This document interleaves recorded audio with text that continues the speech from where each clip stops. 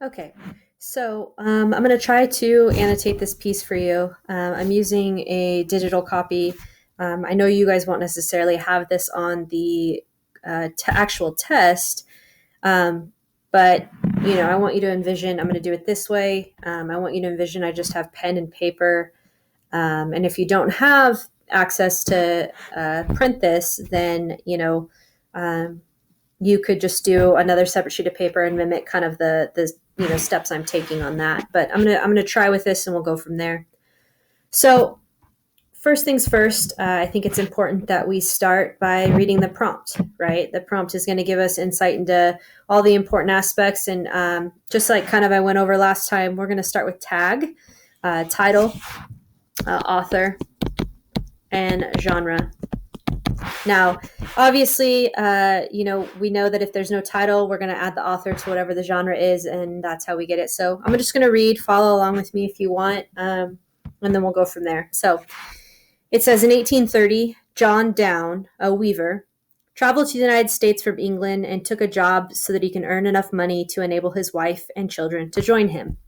Read the following letter from Downe to his wife. Then write an essay in which you analyze the rhetorical strategies that Downe uses to convince his wife to immigrate to the United States.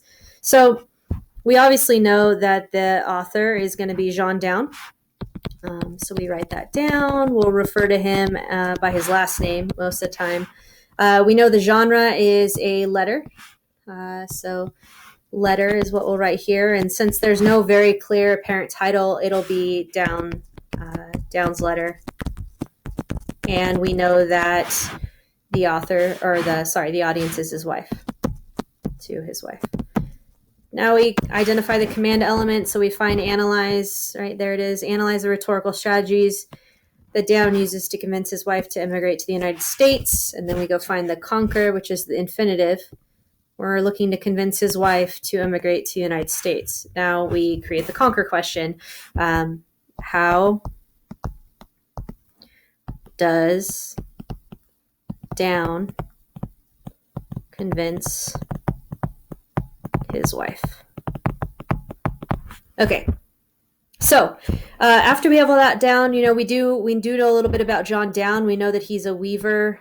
We know that he already is in the United States, that they're originally from England, and he's there because he took a job because he didn't have enough money apparently in England, right? So we know that he left his family in England while he came to US. Right? Okay. So we're going to read the passage. The first thing I like to do when I read the passage is I like to look for shifts. So I'm going to read through real quick, and then I'll go back and look at shifts, and I'll show you kind of how I do that. So it says, my dear wife. I'm going to go ahead and note that it says dear. He loves her. So here we go. My dear wife. I'm going to make this a little bigger. I have got a situation in a factory. Situation not being bad here, but job.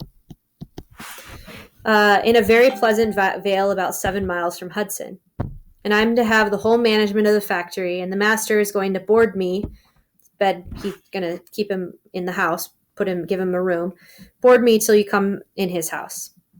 A farmer took me one day in his wagon into the country from Hudson to see a factory, and I dined with him. And he would not have a farthing. That's money. And told me I was welcome. And told me I was welcome to come to his house at any time. They had on the table pudding, pies, and fruit of all kind that was in season, and preserves, pickles, vegetables, meat, and everything that a person could wish. And the servants sat down at the same table with their masters. They do not think of locking the doors in the country, and you can gather peaches, apples, and all kinds of fruit by the side of the road. And I can have a barrel of cider holding 32 gallons for 4, whatever this is, it's money.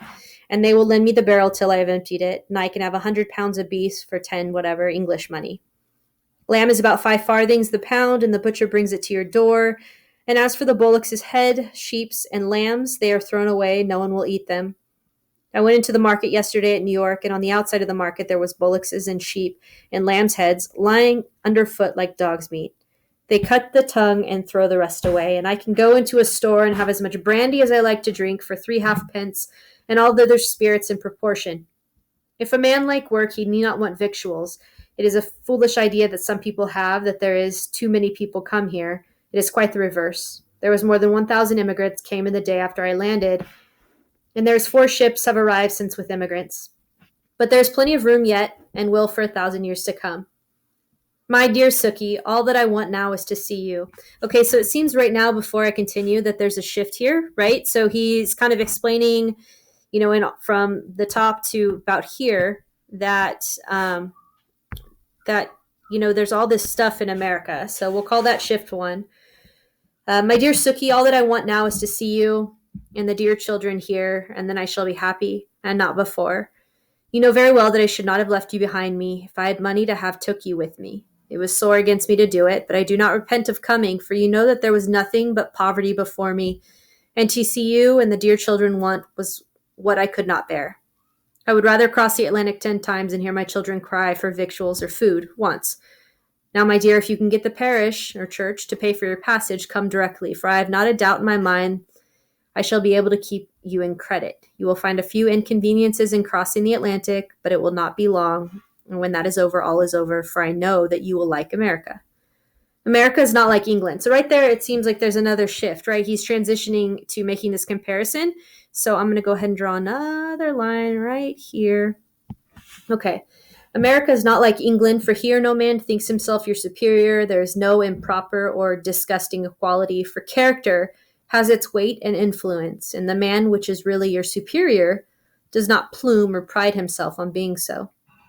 An American, however low his station, never feels himself abashed when entering the presence of the highest. This is a country where a man can stand as a man. This is a country where a man can stand, read that already, and where he can enjoy the fruits of his own exertions with rational liberty to its fullest extent. There is much attention paid to dress at any of the watering places in England. Out in the country where I've been, you'll see the young women with their veils and parasols at the lowest that I saw. Poverty is unknown here. You see no beggars. Give all the little ones a kiss for me. Okay. So just for, our own purposes, I'm going to call it 3 shifts. We'll go, shift number 1 here, shift number 2 here, and then shift number 3 here. So we'll go beginning, middle, and end. All right, so the next step is, after we've done all of that, we've found our shifts. The goal now is to go through and identify, okay, how does he convince his wife? Well, I'm looking at this, and now I'm going to go and kind of describe what he is doing in each chunk. So if we take a look here, it looks like he's just describing abundance. So we could talk about description and abundance, right? Description of abundance, right? I feel like there's also some kind of he's addressing like commonly held perceptions of what America's like. For example, down here, it is a foolish idea that some people have. There's too many people come here. It is quite the reverse. So he's addressing her objections or concerns, right? So we have a couple things going on here. And maybe actually this could go here, right, too. This idea that in addressing her objections or concerns, there's this idea that, he's addressing the objection about, food and its affordability. When you're traveling, you have to put yourself in the audience's position. And when you're traveling, it's common that you're nervous about what will be there when you get there, right? People talk about this, being elsewhere. Sometimes, the grass is always greener on the other side, but sometimes it's not, right? So there's always these kind of concerns that maybe someone has, and so he's addressing those. So food affordability, he looks like in the beginning he's addressing addresses like the kindness of strangers. And this last piece that, there's too many people, which would obviously lead to not enough, resources. So that's all kind of what is happening here. I'm going to go with addressing her objections or concerns, and we'll focus on these aspects, right? So that's chunk 1. Then we move to chunk 2 here. And it looks like chunk 2, he once again addresses her with a pet name, my dear Suki, right? All that I want now. So he's just talked about all of the abundance, right? All of this abundance. And so if you were her, you would think like, well, what about us? Like, it's great that you're having this awesome life, but what about us? And so he says, my dear Suki, he's addressing that. All that I want now is to see you and the dear children here, and then I shall be happy and not before. Right? So there he's like reaffirming that like his actions are for his wife, right? It's not just or for his family. And he does apologize at one point too. You're very well aware that I should not have left you behind me. If I had money to take you, I would have. It was sore against me to do it. I shouldn't have. It sucked. But I don't repent it. For you know that there was nothing but poverty before me, and to see you and dear children want. And then he kind of draws upon this like fatherly, like husbandly like duty. So he's like, as a father and husband, I couldn't provide, right? So he's reaffirming to her that like his actions are constantly for his family. Like that's what this, in my mind, this passage is saying. Yeah, I did it for you, and I want to be with you, right? Which is going to obviously, make her more, eager to come see him. That it's not he's having this great time in America, but I can't be whole without you. Then we go to our third chunk. So then that moves us here in this last little section here. And he starts off with America is not like England. So there's like this direct contrast that he's setting up between America and England. And he actually like addresses some things about America and England. For example, this idea of superiority keeps coming up, right? And if we know anything about the, kind of the makeup of the political like spectrum of England, we know that, it's a monarchy. And so there is this kind of aspect of like freedom and kind of equality that he's setting up. And I think that in and of itself might be kind of, where he's going to like kind of seal the deal with her. Like, hey, there's all this great stuff. Yeah. And she could say, yeah, but we have stuff in England. Maybe it's not as abundant, but we do have foods and things. And he's like, okay, but I'm not with you in chunk 2. And she's like, I know, but like, is it worth it? To make that treacherous crossing of the Atlantic, which, he does address and say that it is going to be a problem, but you can get through it. But then we get to this chunk 3, and he's making this direct contrast between America and England. And I really feel like what he's doing here is he's really like inspiring his wife. This is where the inspiration comes in.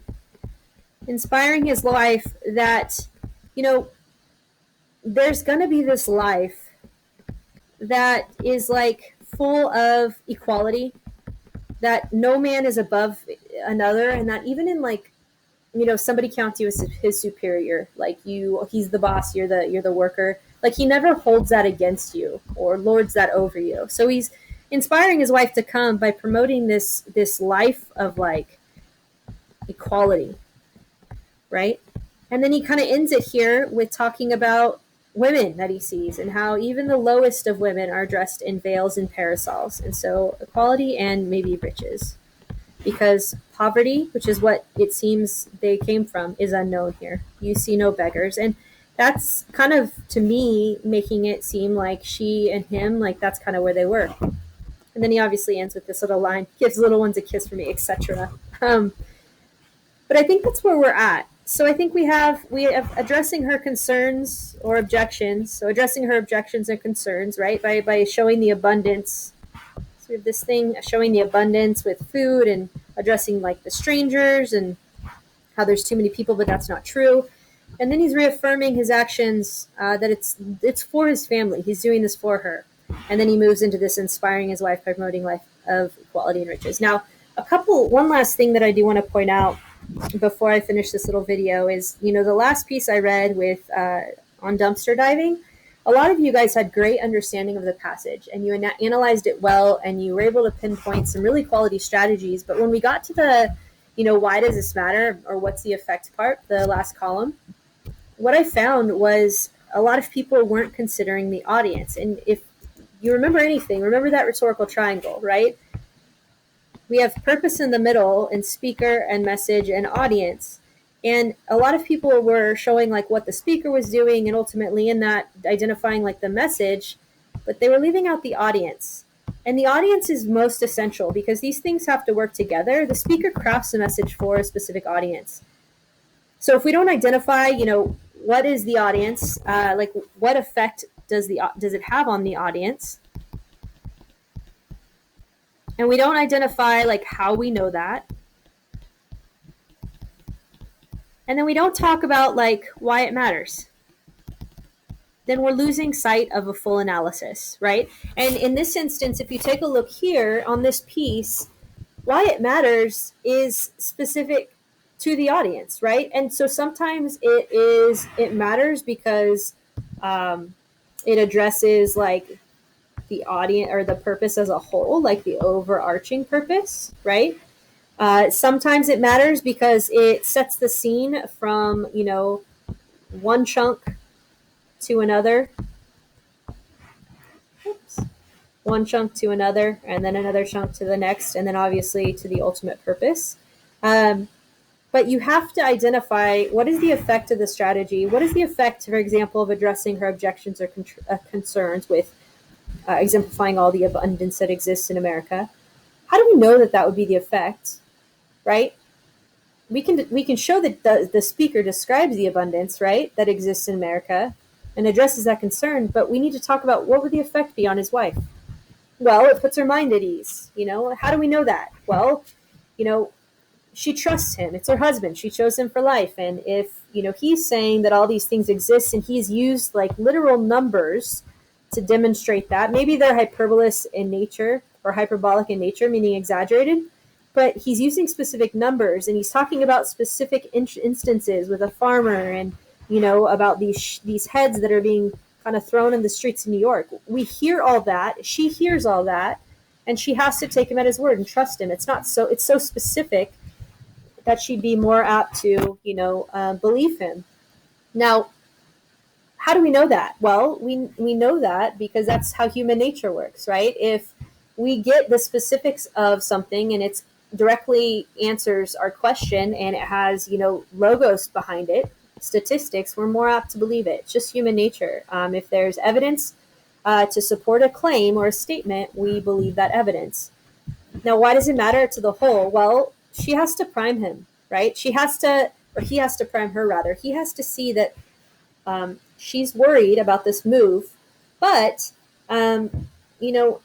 there's something to look forward to when she comes. So by identifying what exists in abundance, all of this description here, she knows that there'll be enough compared to like what she has in England, and starts to kind of evaluate that in light of the tumultuous journey that lies ahead. Now, he uses all that first, and then he does chunk number 2 with My Dear Sookie, right? We move to that, and he reaffirms his actions for his family. You can't lay out all this abundance and then not say, but really ultimately you are what bring me happiness, you and the kids, right? Because that would just make her feel angry. And so he redirects his focus in chunk number 2 to his wife and his family and says, despite all of this, it's all great, but it's not awesome compared to living life without you. And I'm sorry that I had to go. I just know that I love you and I will continue to provide once you get here.